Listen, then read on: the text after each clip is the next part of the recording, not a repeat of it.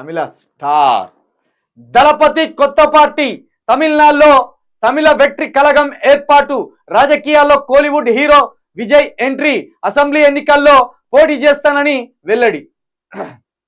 మరి విజయ్ అదృష్టం ఎట్లున్నదో ఏందో కానీ ఎస్సీ సామాజిక వర్గానికి కిందికి వస్తాడు. అంటే బీసీలకు వెళ్ళి తీసుకుంటే కింది అట్టడుగు స్థానం తమిళనాడులో. ఒకవేళ ఇక తెలుగు రాష్ట్రాలతో పోల్చుకుంటే విజయ్ ఎస్సీ. దేశంలో ఒకే ఒక్క ఎస్సీ హీరో, ఆ ఎస్సీ హీరోలలో కూడా సూపర్ స్టార్. భారతదేశంలో అత్యధికంగా రెమ్యునరేషన్ తీసుకునే స్టార్స్లో మొదటి స్థానంలో ఉంటాడు విజయ్. అంత విజయ్ జోసఫ్ ఆయన పేరు. తను క్రైస్తవుడు. ఇప్పుడు ఏంటంటే తను క్రైస్తవుడు కాబట్టి ఈ బూచి చూపాలని బీజేపీ చూస్తాను, కానీ ఆయన భార్య హిందూ, వాళ్ళ నాన్న బుద్ధిస్ట్. అయితే అటు ఎంజీఆర్, కరుణానిధి, ఆ ఇద్దరి తర్వాత జయలలిత సినిమాలలోకి వెళ్ళి వచ్చి సక్సెస్ అయిన వాళ్ళు. ఇక్కడ తెలుగులో వస్తే ఎన్టీఆర్. ఈ ఆనాటి తరం తర్వాత ఈ తరంలో రాజకీయాల్లో అడుగుపెట్టిన ఏ సినీ యాక్టర్ కూడా సక్సెస్ కాలేదు. ఆఖరికి లాస్ట్ 10 ఏళ్లలో కమలా హాసన్ ఒక పార్టీ పెట్టిండు, అట్టర్ ఫ్లాప్. ఇక్కడ చిరంజీవి గారు ఒక పార్టీ పెట్టిండు, అట్టర్ ఫ్లాప్. పవన్ కళ్యాణ్ ఒక పార్టీ పెట్టిండు, అట్టర్ ఫ్లాప్. అంటే సామాజిక బాధ్యతలు కానీ సామాజిక కోణం కానీ అటు అక్కడున్న కమలా హాసన్కు తెలియలేదు, ఇక్కడ ఉన్న చిరంజీవికి తెలియలేదు, పవన్ కళ్యాణ్ కంటే ఆ మాత్రం కూడా తెలియదు. పవన్ కళ్యాణ్ రూట్ ఏందో తెలియదు, పవన్ కళ్యాణ్ మాటలు ఏందో తెలియదు.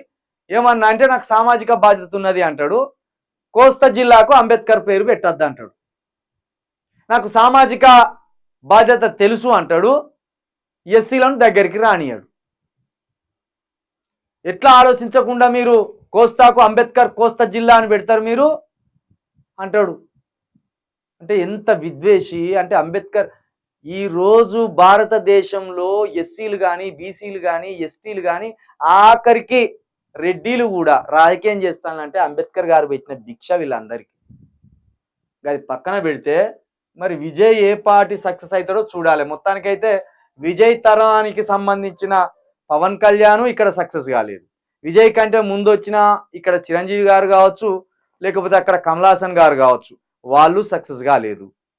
విజయకాంత్, అంతకు ముందు ఉన్న విజయకాంత్ కూడా పార్టీ పరంగా సక్సెస్ కాలేదు, మొన్ననే చనిపోయింది ఆయన. వీళ్ళు ఎవరైతే సక్సెస్ ఈ మధ్య కాలంలో ఈ 30 సంవత్సరాల లోపు వచ్చిన వాళ్ళు ఎవరు కూడా రాజకీయాలలో సినీ స్టార్స్ సక్సెస్ కాలేదు. ఇక గత 20 సంవత్సరాలుగా రాజకీయాల్లోకి ఎంట్రీ ఇస్తాడు రాబోతున్నాడు అని చెప్తున్న సౌత్ సూపర్ స్టార్ రజనీకాంత్ గారు కూడా పార్టీ పెట్టడానికి చాలా ఆలోచించి ఆఖరికి అమ్మో ఈ రాజకీయాలను నేను నెగ్గలేనని పక్కకున్నాడు. రాజకీయం చేయాలంటే అది మామూలు విషయం కాదు, చాలా పెద్ద వ్యూహం అది.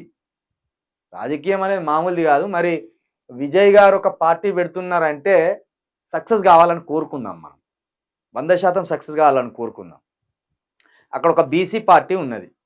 అంటే బీసీ పార్టీ అంటే బీసీ నాయకులు పెట్టిన పార్టీ.